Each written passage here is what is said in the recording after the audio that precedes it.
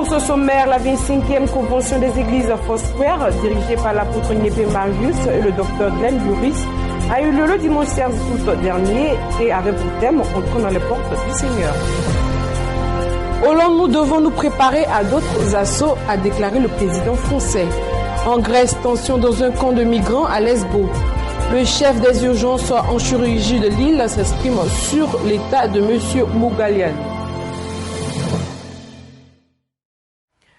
Mesdames et messieurs, bienvenue sur The Blessing Channel et merci pour votre fidélité. Nous ouvrons ce bulletin d'information en religion. Dans la commune de Cocody, plus précisément à Mbadon, s'est tenue la 25e convention des églises Foursquare, dirigée par l'apôtre Niépé Marius et le docteur Glenn Burris. Il a eu lieu le dimanche 16 août dernier et avait pour thème « Entrons dans les portes du Seigneur avec des louanges ».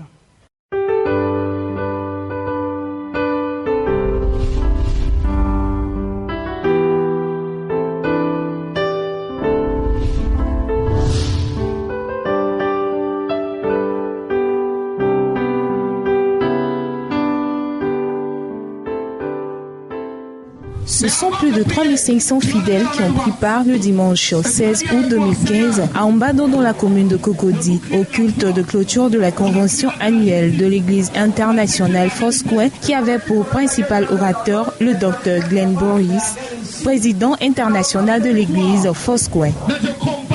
Cette convention annuelle couplée de la célébration des 25 ans de l'église Foursquare en Côte d'Ivoire était placée sous le thème « Entrons dans les portes du Seigneur avec des louanges » tirées du psaume 100 verset 4. Ce fut l'occasion pour l'église Foursquare, par la voix de son premier responsable, l'apôtre Kwame Niépé Marius, président national de l'église, d'honorer les devanciers de cette grande œuvre et de remercier tous les ouvriers de l'évangile. Le bilan de l'Église a présenté plus de 17 000 fidèles en Côte d'Ivoire repartis dans 220 assemblées dirigées par 207 pasteurs. Le docteur Glenn Burris, président international de l'église Foursquare, n'a pas manqué d'adresser des encouragements aux pasteurs et aux fidèles afin qu'ils poursuivent dans l'unité, l'amour et avec persévérance l'œuvre de l'évangélisation, sans oublier d'adresser des actions de grâce à Jésus-Christ. And I know this is the season of God's anointing on you. Et je sais c'est la saison de l'onction de Dieu sur ta vie. Thank you for being responsible with that position. Merci d'avoir accepté la responsabilité que Dieu t'a confiée. We have 15 global leaders around the world. Nous avons 15 régions responsables mondiales. And they help lead the entire global Foursquare Church. Et eux, ils font partenaire avec moi pour diriger l'église Foursquare mondiale. And your national leader is one of those spiritual elders. Et votre président national fait partie de ces 15.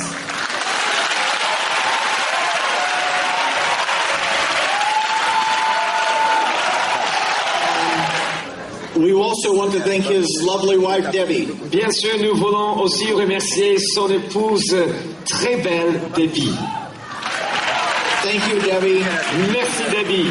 We want to thank the village leaders. Je veux aussi remercier les responsables de village. Thank you for welcoming us. Merci pour l'accueil.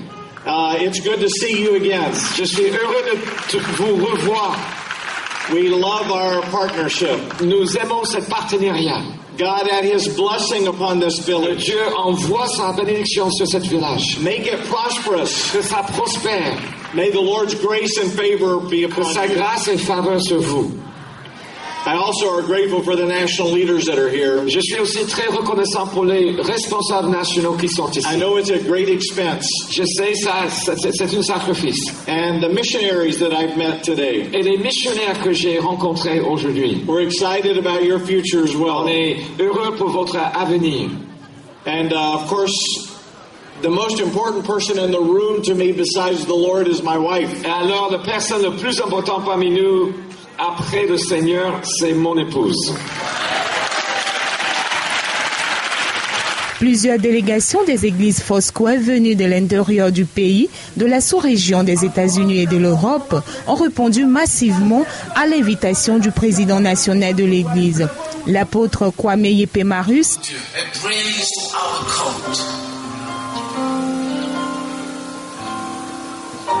Beaucoup l'ont vu, Many saw him. Ce que Dieu a fait dans ta vie, what God did in your life, ce qu'il fait dans ta vie, what is doing in your life, ce qu'il va faire dans ta vie, what is going to do in your life. Beaucoup vont le voir. Many will see it. Durant une semaine, du 10 au 16 août, les fidèles de l'église Foursquare ont pris part à des temps d'enseignement, des prières et de restauration. Le samedi 13 août a marqué la célébration des 25 ans de l'église en Côte d'Ivoire avec l'entrée en scène de plusieurs groupes de louanges et d'artistes de la place. Après 7 ans de reconnaissance à l'Éternel pour le chemin parcouru, rendez-vous a donc été pris pour l'année prochaine pour une autre édition de la convention annuelle Foursquare. Que Dieu vous bénisse.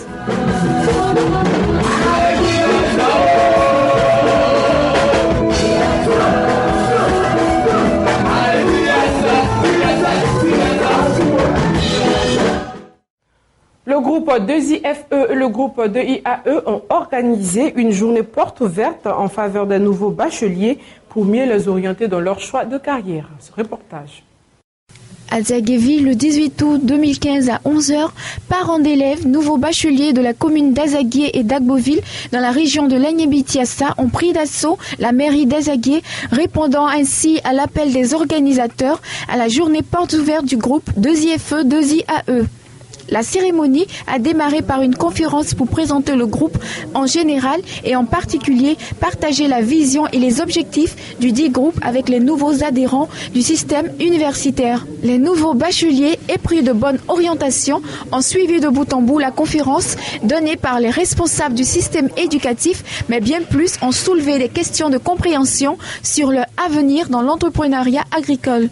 Un pays émergent passe par la vulgarisation de la culture entrepreneuriale, selon le fondateur du groupe 2IAE 2IFE, M. Kwa Séverin, qui incitait les nouveaux bacheliers à se lancer dans l'entrepreneuriat agricole, gage d'un lendemain meilleur et prometteur. Il précise que toute son équipe et lui veulent faire découvrir aux étudiants les filières porteuses ou les filières d'avenir et ainsi faciliter leur insertion dans un monde très compétitif. De prime abord, M. Kwa Séverin a fait usage de motivation pour encourager les étudiants. Ce dernier totalise à lui seul 6 années d'expérience dans la pédagogie nord-américaine et il glane également en 2010 le prix du jeune entrepreneur de l'espace CEDEAO Côte d'Ivoire. Toute formation aboutit à un métier et le métier à un emploi. Si vous avez raté votre filière de base au niveau de l'orientation, sachez que vous allez avoir plus tard des problèmes dans votre carrière. Quand on est passionné, on réussit toujours. Et moi, je suis passionné. Si vous voulez être entrepreneur, il faut être passionné. Deuxième élément, il faut savoir anticiper. L'anticipation. Moi, ma passion, c'est de travailler la terre. J'ai vraiment admiré ça depuis tout petit. Alors, tout ça, c'est mon ambition. Donc, c'est ce qui m'a motivé le plus à venir aujourd'hui ici. Pour voir vraiment ce qui se passe ici. Donc, vraiment, je suis vraiment ravi, satisfait d'être sur le site aujourd'hui. L'étape qui a précédé la conférence est une visite exceptionnelle vers une découverte exceptionnelle. Les journalistes présents pour la circonstance ont d'abord effectué une visite pour découvrir les travaux de réalisation des plantations par les étudiants. Dès l'arrivée de la presse sur le lieu, guidé par le chef du service exploitation, M. Prosper Ndri Kwaku, les journalistes ont foulé le pied sur le sol, partis pour une bonne randonnée dans les bananeraies et d'autres types de cultures et de réalisations faites par les étudiants, eux, dans la pratique de leur filière. Parlant de l'entrepreneuriat agricole, la direction du groupe 2IFE 2IAE est rentrée en direct contact ce jour du 18 août avec les nouveaux bacheliers de la session 2015 en vue de constituer une base de données fiable.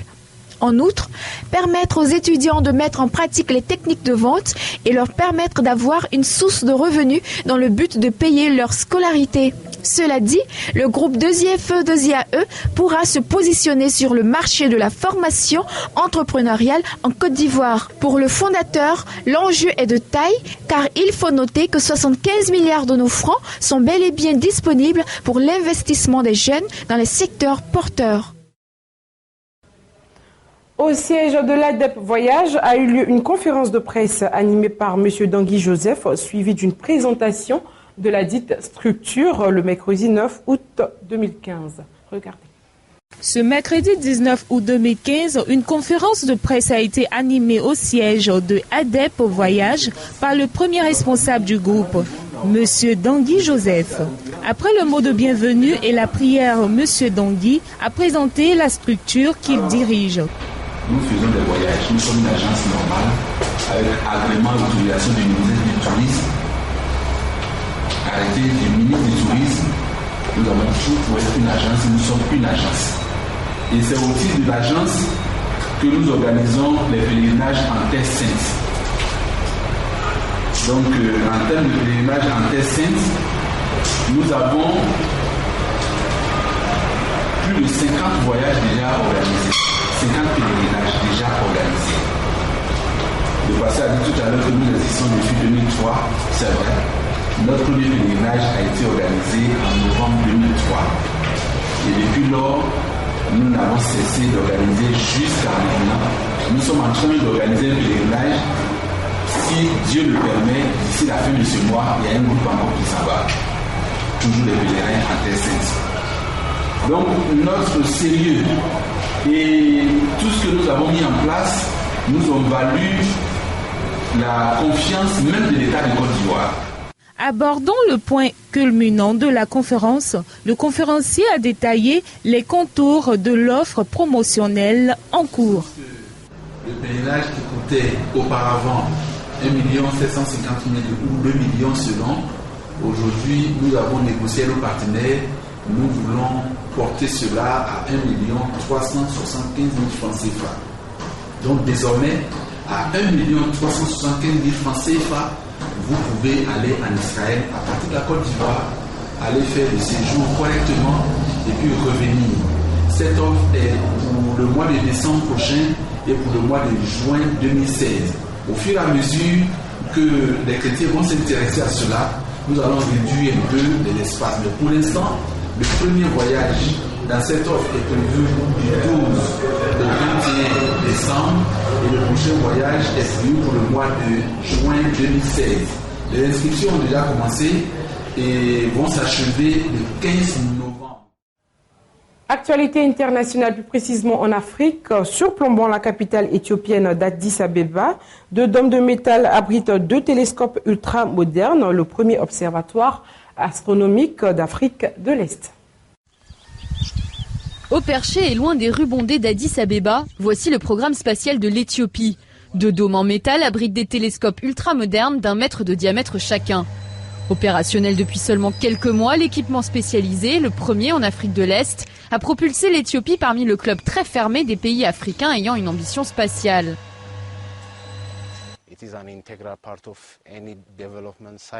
C'est une partie intégrale de tout cycle de développement. Sans l'aide de la science et de la technologie, j'ai bien peur que rien ne peut être accompli à grande échelle. Notre principale priorité a toujours été d'inspirer les jeunes scientifiques et les enfants, et tout ce qui va avec, de s'impliquer dans ce domaine. Financé par le magnat des affaires éthiopien-saoudien Mohamed Alamoudi, ce programme a été créé en 2004 afin de promouvoir l'astronomie et hausser le niveau scientifique du pays.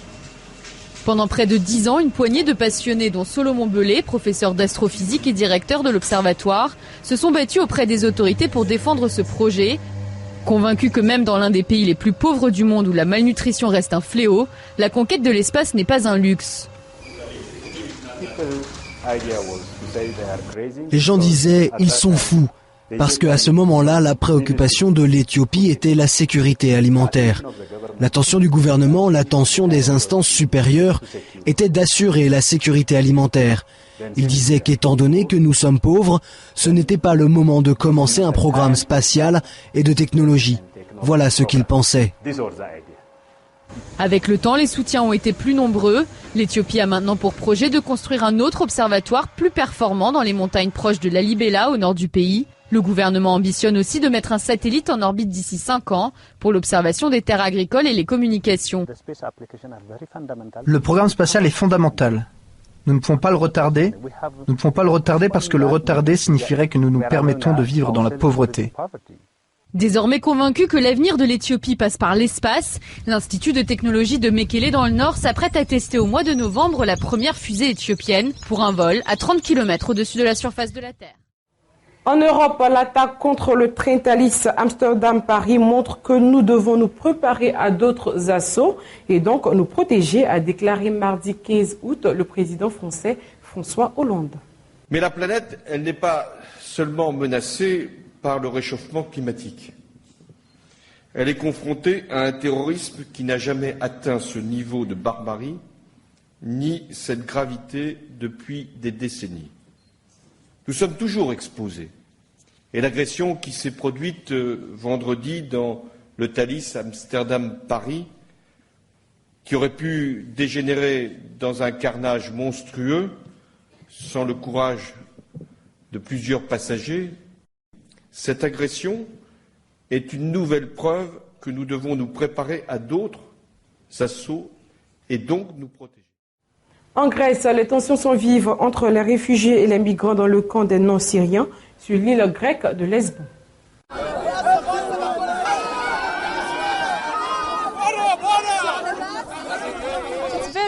C'est très difficile. Vous voyez, il y a des enfants. Les conditions sont mauvaises pour tout le monde. Tout le monde dit avoir des problèmes. Tout le monde est violent. Même la sécurité est violente. Il n'y a pas d'eau, il n'y a pas de nourriture. Personne ne nous demande quoi que ce soit sur la situation actuelle. Et personne ne veut nous aider.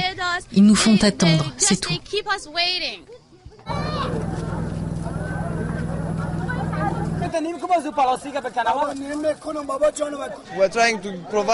Nous essayons de fournir l'essentiel en nourriture et en eau aux gens, mais ça devient de plus en plus difficile.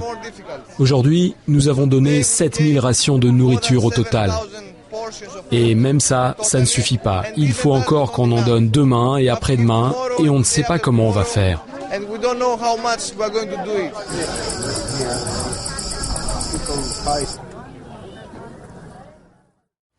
Patrick Goldstein, responsable médical du pôle d'urgence de chirurgie de Lille, s'est exprimé sur l'état de santé de Marc Mongalian, le professeur franco-américain blessé par balle lors de la fusillade du Thalys. Je viens avec mes collègues, nous venons de discuter avec lui, il est dans un excellent état d'esprit. On l'a pu lui exprimer, parce que nous, bien entendu, nous avons suivi cette manifestation. On l'a pu lui rapporter les propos du président de la République à son égard, en disant qu'il n'était pas oublié, qu'il avait été fait allusion à lui, à ses gestes héroïques, et le président de la République a clairement exprimé le fait que tout le monde devait penser à lui, à ce patient qui, lui, malheureusement, était encore hospitalisé. Et je crois qu'il a été sensible à ces mots du président de la République aujourd'hui. La seule chose dont nous sommes, nous, persuadé en ayant discuté avec lui, c'est qu'il a également participé au même titre que ceux qui ont été félicités ce matin, qui ont eu la Légion d'honneur ce matin, qu'il a participé au même titre que ce monsieur français qui veut rester anonyme, et lui, en tout cas, on a pu discuter avec lui, qu'il a pu participer à la neutralisation de ce terroriste, que lui aussi, comme les autres, a pu éviter un véritable massacre, et comme tous les autres, c'est un véritable héros, il faut le reconnaître comme tel.